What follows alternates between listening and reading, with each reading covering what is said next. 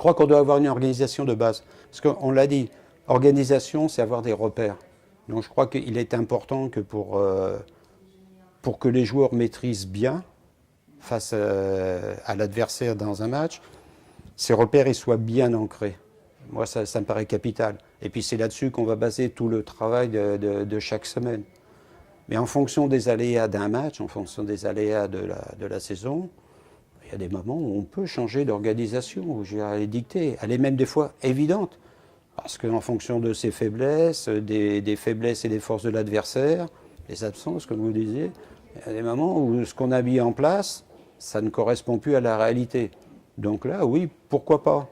Si un joueur sait jouer, ça ne pose aucun problème. Ça ne pose aucun problème de changer d'organisation. Parce que quand on regarde un match, si on arrête l'image pendant l'action, il est bien évident que les joueurs sont disposés d'une manière totalement différente par rapport à l'organisation. Et ce qui compte à ce moment-là, c'est de savoir jouer, de savoir se déplacer.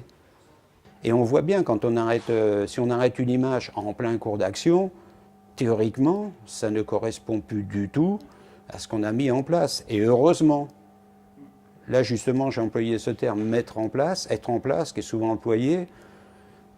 Alors, quand on entend des joueurs qui disent « on était bien en place », ok, mais ça c'est le point de départ.